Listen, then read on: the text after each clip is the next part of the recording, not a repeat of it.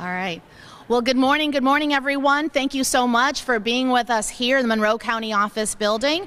The Monroe County Board of Elections is raring, ready to go for the big day tomorrow, November 5th, Election Day 2024. We are super excited, and we wanted to make sure that we share with all of you last-minute details and things of what to expect going into tomorrow, day and evening. So one of the first things is, please, we're going to try to get through, since there are a lot of different topics that we want to discuss, get through all of this, and we promise, answer all of your questions afterwards. All right, so very first thing, thank you again. Myself, Jackie Ortiz, Democrat Commissioner, joined with my Republican Commissioner, Miss Lisa Nicolay, and sharing, again, a ton of information with all of you. First things first, right? We had an amazing early voting turnout over the last 9 days. We had 17 sites that we had 133,000 people attend over these 9 days. We had an amazing, we would say record turnout, since these are the largest numbers that we've ever had. But we want to make sure we do put it into perspective for everyone, since 2019 was the very first launch of early voting, and with 2020 being what it was with the pandemic, the numbers themselves, we'll see how they play out over the next several election cycles. So amazing turnout overall. Mail-in ballots. We have had, at this particular time, as of yesterday's report, we have had 26,370 of them returned, for about a 70% return. And important to note that this is probably about 76,000 less mail-in ballots than we received in 2020. So at this point, there are still others that will come in. Today is a scan date, so if you all remember that in 2022, the law changed where we now have to report on election night early voting, mail-in ballots, and along with election night numbers all together.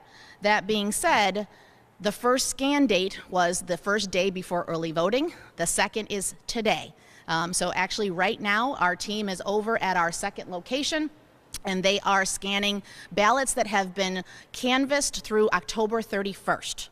So after Election Day, there will still be more that come in, and then on our schedule we have additional scan dates for last-minute arrivals, military ballots, cure deadlines, all of that.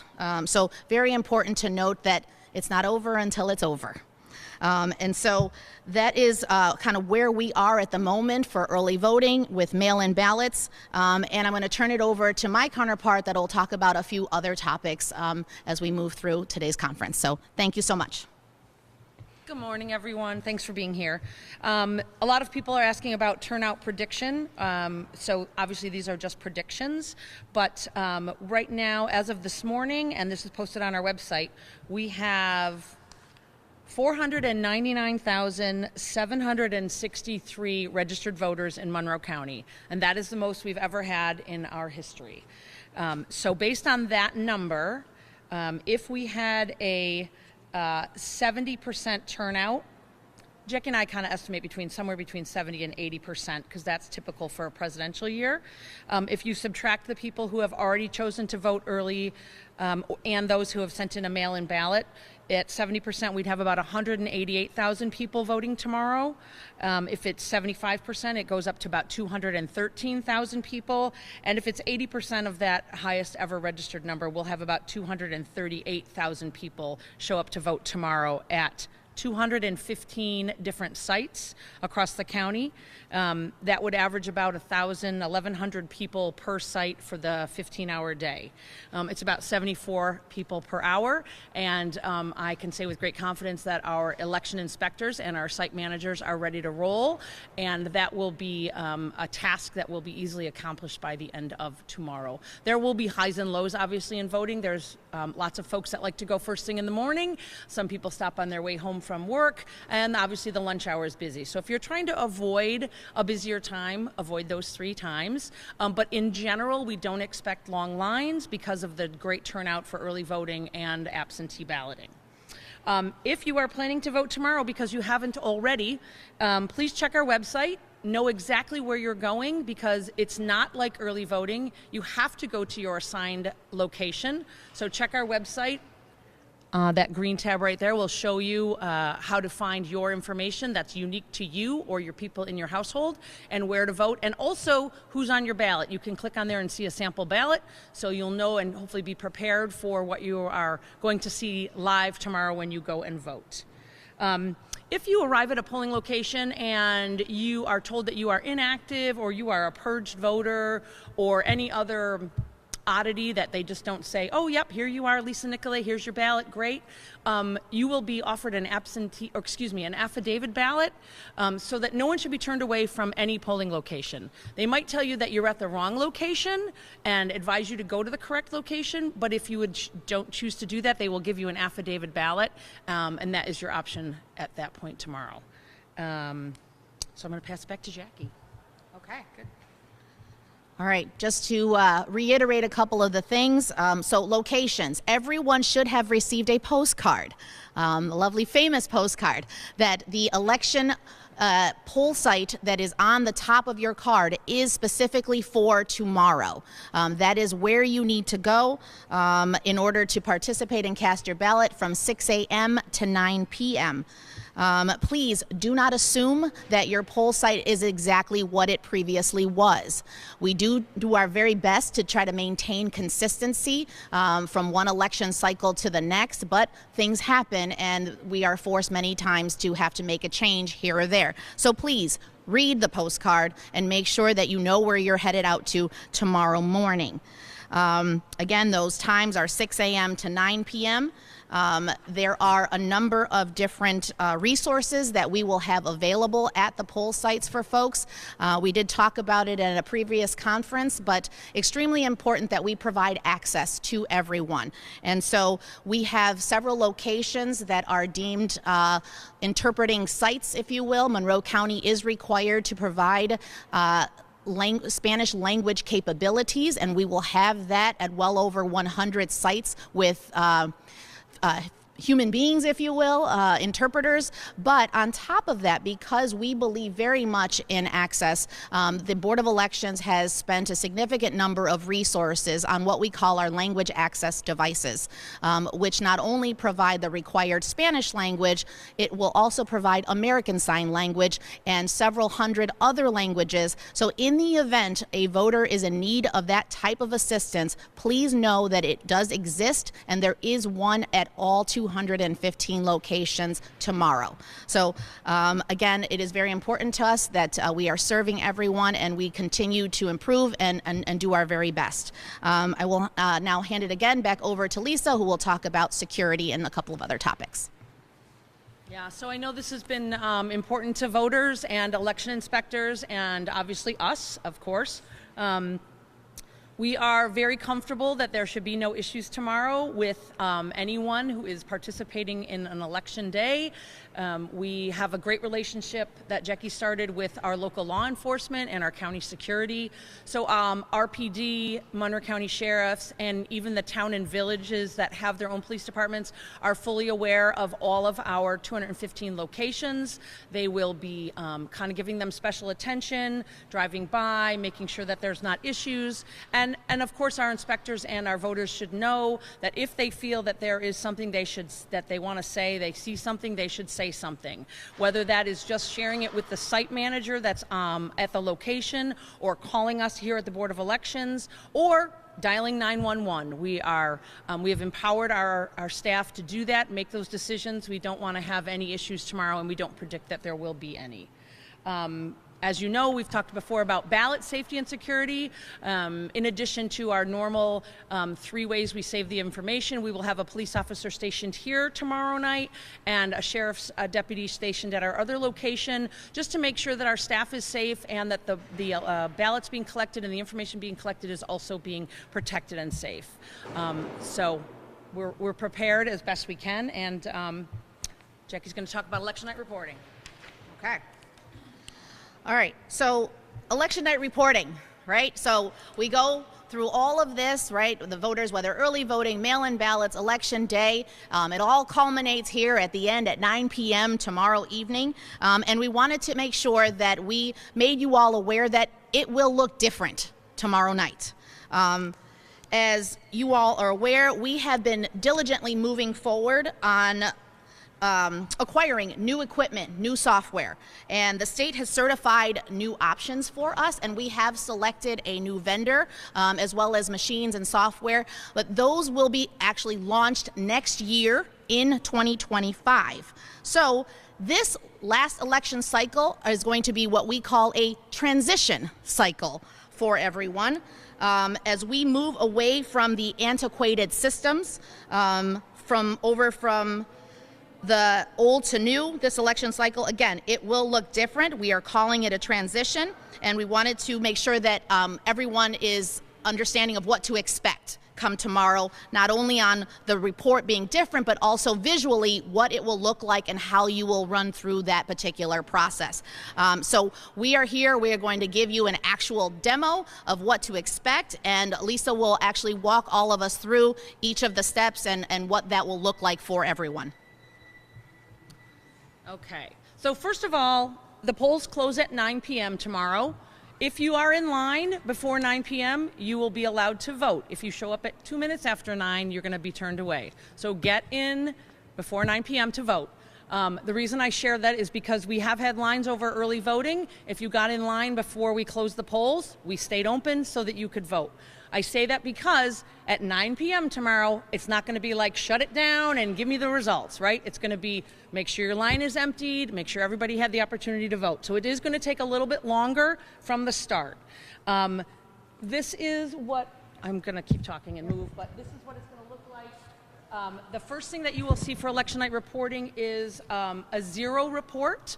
It is going to be in a PDF format. So this is right here. If you click, go ahead, Avi. So this is what it's going to look like now, starting tomorrow with our election night report.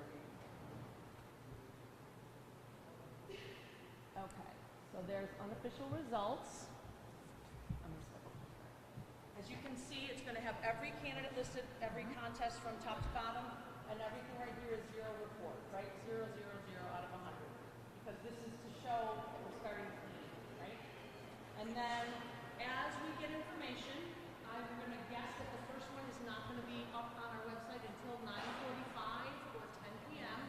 Again, there may be lines. It takes a while to close the polls. It takes a while to combine all that information and get it to us. But at some point, I'm guessing around 9:45 or 10 o'clock, you're going to see the first report.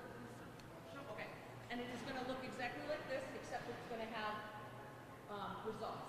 It's going to have, the first one you see is going to have all of early voting, all of mail-in balloting, and the first set of the day's numbers that come to us. Don't know where they're going to be from. You know, it could be 10 machines, it could be 100 machines. But it's just that first set of information is going to include early voting and absentee up to the point we have. And then we are going to update these periodically. We're going to make sure that we have enough additional information before we put out a new PDF. They will have a timestamp on them so that you can see the time that you're looking at so that people are correctly looking at the most recent information. And this is, I believe, going to be overriding the previous one. So if you get to this point, it will only be the most updated PDF. And it's a static, right? It's a static report. So if you are looking for a particular candidate, if you're looking for your own results, or you guys are looking to follow a certain person, you can always do Control F. Can you do Control F? Okay, Control F and type in, I don't know, Morel. It'll bring you to the congressman's name and where his results are. So you don't necessarily have to scroll all the way through if you're looking for someone in particular. You want to show the screen and show the timestamp on the main front page? Sure.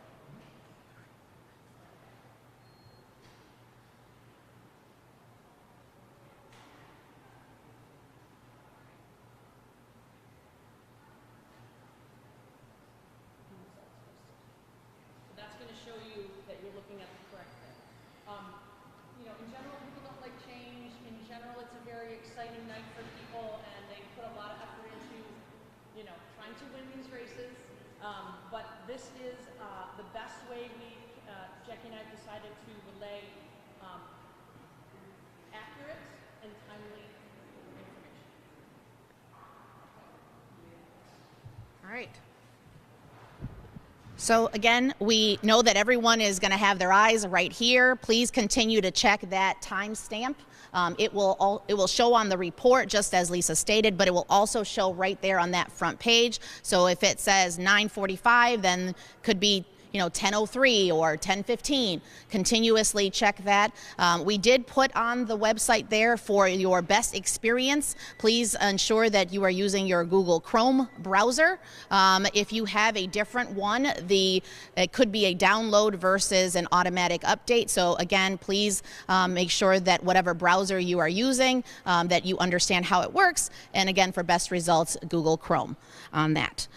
Okay, so time frame of what the next steps are for all of us in regards to certifying the election. I started out with, it's not over until it's over. Right? So please, everyone, remember that just because election night has now come and gone, that we still have many tasks after election night for us to be able to completely close out and certify the election. We will have a number of ballots that are still returning in, as we talked about. There are deadlines for military that are extended. We have those who perhaps forgot to sign their oath envelopes. They are allowed by law to cure those ballots, and there are rolling deadlines for those individuals. So we will have additional scan dates, as I previously mentioned. We sent a letter out to every candidate. It's called the candidate's notice that we send to them as well as to the party that outline every single date and task or activity that we have from the entire election cycle, particularly those afterwards, since there are still many tasks to be completed. Everything from audits, because we get this question all of the time. How do we make sure that there are the safeguards and the checks and all of these things that happen? There are by law audits that have to be conducted on all of the types of ballots. Absentee, early vote by mail, election day ballots. So those are all scheduled out, and there are various dates for those activities.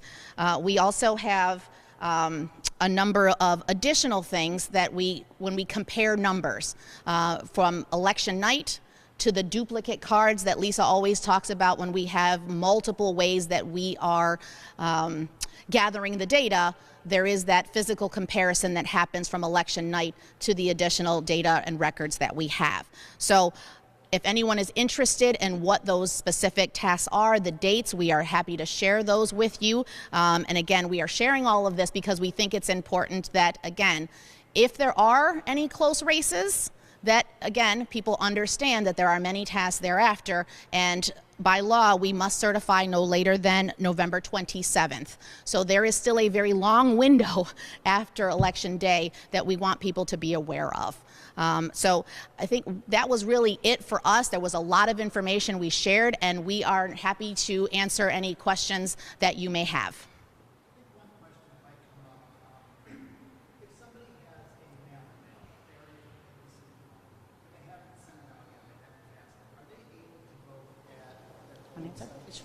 That's a great question, Jeremy.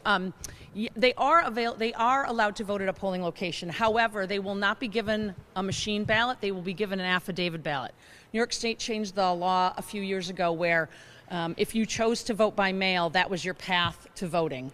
So it used to be that we would pull the vote by mail and allow you to vote on a machine on Election Day, but that changed. So if they don't send it in, yes, they can go vote on an affidavit ballot, and their affidavit ballot will count if they do not return the absentee. Yeah, so other than the oath envelope, absentee balloting and early vote by mail are considerably the same thing. Yeah, we compile them together, we count them together. Right, we are required by law to now canvass the early vote by mail and the absentee ballots within 4 days of receiving them. So if someone mailed in their ballot up through Halloween, if we received it by Halloween, it's getting scanned today. So that's done. So those people, if they went and changed their mind and went to a polling location and filled out an affidavit ballot, we would not count their affidavit ballot. Everybody only gets to vote once. There's a lot of talk now, of course, about security, and I know we've talked about this at length, but if we could just sort of circle back to the security measures taken once the polls close to ensure the ballots make it to where they're supposed to be with the cards separately, safely. Is everything on the clock the whole time? How does that work? You want to go? You want me to go? Okay. So there are absolutely a number of safeguards that we have to implement. There are, first of all, the bipartisan teams. We always talk about that nothing can be done without being done on a bipartisan basis.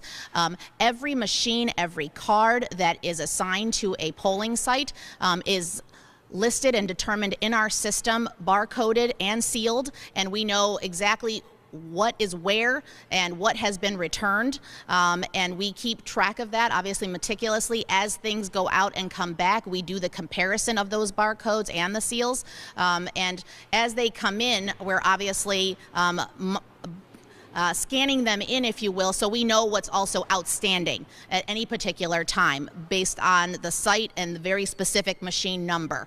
As all of that happens, they are put into sealed receptacles that again are barcoded, that are brought back to one of a very few locations that a full-time Board of Elections personnel are then or breaking the seals, if you will, at that point to then read the results in real time for the public, for public consumption, if you will. So yes, there are a number of safeguards.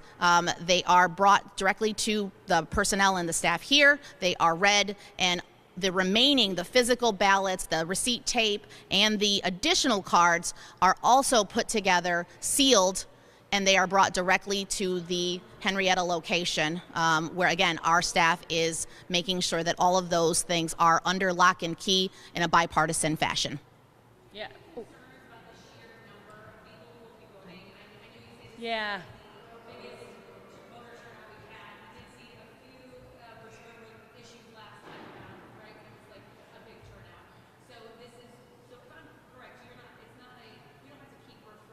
Correct.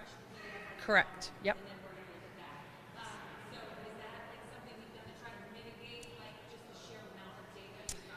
Yeah, and we're just, Jackie and I have always, our concern is accuracy. I know that the media and candidates, and frankly, on a personal level, sure, I want to know who wins, right? It's exciting. But our number one reason for being here is to do accurate and timely results, but accurate first. So this is the best way for us to accumulate all of that, those details from a variety of locations, put them together, review them, and then disseminate them. Hi.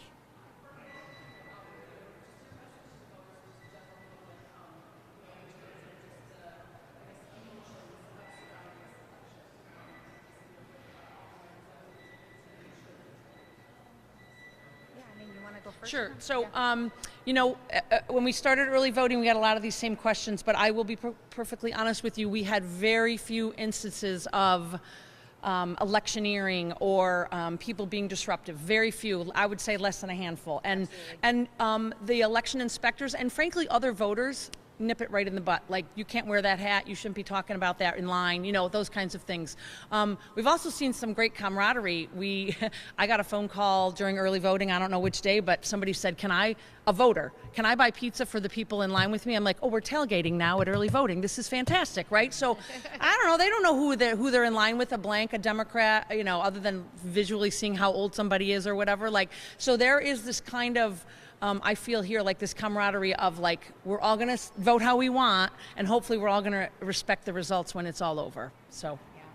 I absolutely echo all of those sentiments. And I think it's really important is, again, for people to understand that, right, this is a democracy, that we all have our own choices, and then to the best of our ability that as we are walking into those poll sites that we are respectful of one another, that the poll workers are respectful of voters and voters of the poll workers. I think Lisa in one of our previous conferences and in press releases said, please be kind.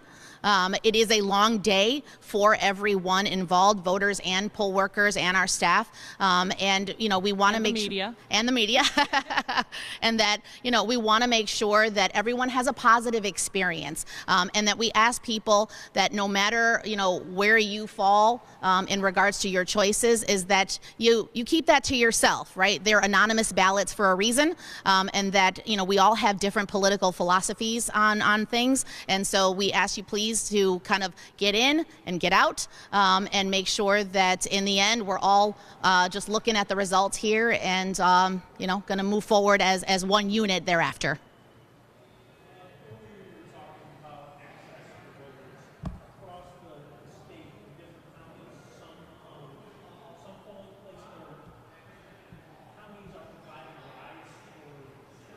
Are they? The parties do. Oh. So we do not. I believe maybe the Democrat Party or the Republican Party might be doing that, or like a lift line for a senior service. I don't know for sure, but we are not. In regards to the amount of people that are going to be showing up to each precinct, you said on average 74 people are going to be voting per precinct, or per polling site. Per hour, yep. I know, so there's going to be, that's on average. Sure. Some are going to be more, some are going Yep. to be less. Is that been taken into account at each polling site? For those that have to move up higher quality, Yeah, so we have to prepare for 100% of people voting, right? That would be the goal. So we do assign a certain number of people to each location based on its size and how many it can handle in that polling location. But if you look at the numbers from early voting, you'll see that people chose to vote, not that they live there, but vote in certain locations. Like Parrington was very busy, Empire State was very busy, the town of Greece was very busy. Some of the city sites here was not. Some of you probably voted here when I voted here. There was not a lot of lines, at least during the weekend.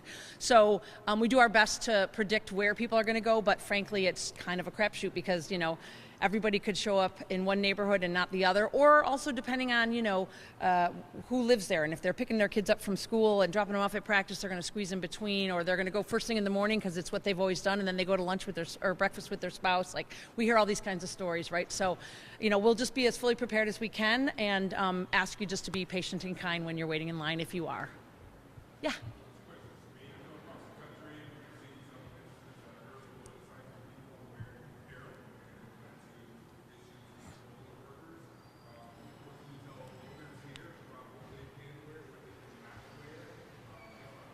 Sure.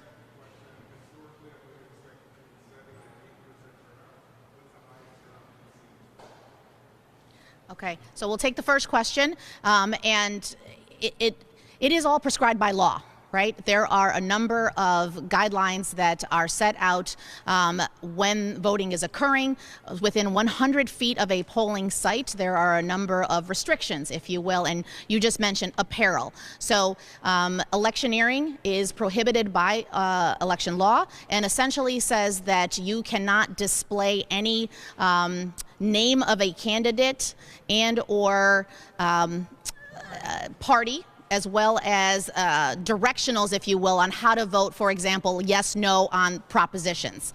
So extremely important. Those are three very specific things that you cannot do within 100 feet of a polling location. So if you have a shirt that displays your candidate, our poll workers will go up to you, speak to you. They will ask you if you have maybe perhaps a zip-up jacket or sweater, something that can cover it up. We have had people turn their shirts inside out before, but there are things that our poll workers have to do in order to follow the law. So we do ask you, again, if you are planning on coming out, that you do not wear or display the name of the candidate, the party, and or some sort of directional of yes, no versus on how to vote for the props. Those things are prohibited by law.